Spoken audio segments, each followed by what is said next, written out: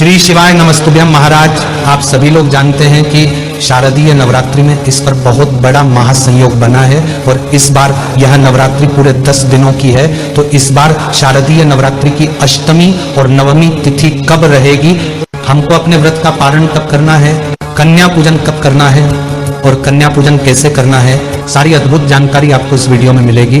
देखिए महाराज, वैसे तो नवरात्रि के पूरे 9 या 10 दिन बहुत अलग होते हैं और अपने में विशेष होते हैं, पर नवरात्रि में जो अष्टमी और नवमी तिथि होती है उसका बहुत ही बड़ा विशेष महत्व माना जाता है, क्योंकि दुर्गा अष्टमी के दिन कई लोगों के घर में अष्टमी की पूजा होती है और कुछ लोगों के घर में दुर्गा नवमी के दिन नवमी की पूजा होती है। इसलिए लोगों के मन में यह प्रश्न है कि इस बार शारदीय नवरात्रि में अष्टमी नवमी किस दिन पड़ रही है और हमें इसका व्रत कब रखना है और कन्या पूजन कब करना है।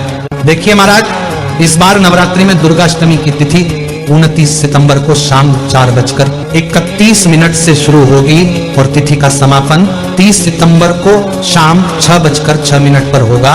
उदया तिथि के अनुसार दुर्गा अष्टमी इस बार 30 सितंबर 2025 के दिन मानी जाएगी और इसी दिन अष्टमी की पूजा होगी और कन्या पूजन भी आप लोग करेंगे। और एक देखिए महाराज, ज्यादातर लोग दुर्गा अष्टमी या महाअष्टमी के दिन ही कन्या पूजन करते हैं, तो अगर आप लोग भी इसी दिन कन्या पूजन करने वाले हैं तो कन्या पूजन का शुभ मुहूर्त वैसे तो सुबह से ही शुरू हो जाता है और दोपहर के लगभग 12 या 1 बजे तक चलता है, तो इस बीच में आप कन्या भोजन और पूजन करवा सकते हैं। और अगर आप अष्टमी के व्रत में कन्या पूजन कर अपने व्रत को खोलते हैं तो वह सारे कार्य भी आप कर सकते हैं। तो महाराज, जब हम बात करते हैं नवमी तिथि कब है और इसका व्रत कब रखा जाएगा और इस दिन कन्या पूजन कब करना है, तो देखिए महाराज, नवरात्रि में नवमी तिथि की शुरुआत 30 सितंबर को शाम 6:07 से होगी और इसका समापन अगले दिन 1 अक्टूबर की रात 7:01 पर होगा।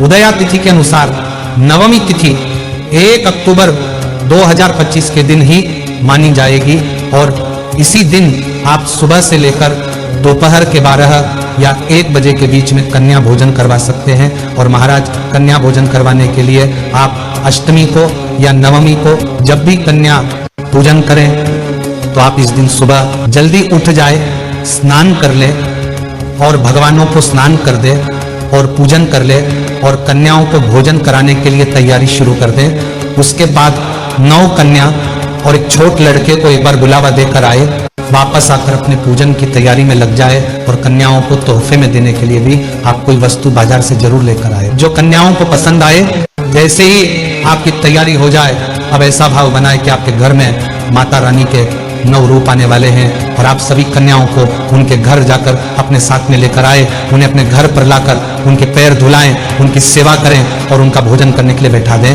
उन्हें आराम से भोजन करने दें। भोजन करने के बाद उन्हें कुछ समय खेलने दें और आखिर में जब वह थक जाए उसके बाद आप उन सभी की पूजन करें, उनके पैरों में माहौर लगाए, उनको तिलक करें, उनको कुछ पैसे दें और जो भी तोहफा आप लेकर आए हैं वह सभी कन्याओं को दे दें। साथ ही में जो छोटा लड़का आप लेकर आएंगे उसकी भी आपको पूजन करना है। और अब आप सभी कन्याओं का पैर छूकर आशीर्वाद लें और अपने घर के सभी सदस्यों से भी बोले कि वह भी सभी कन्याओं से आशीर्वाद लें और छोटे लड़के के भी आप पैर जरूर छुए।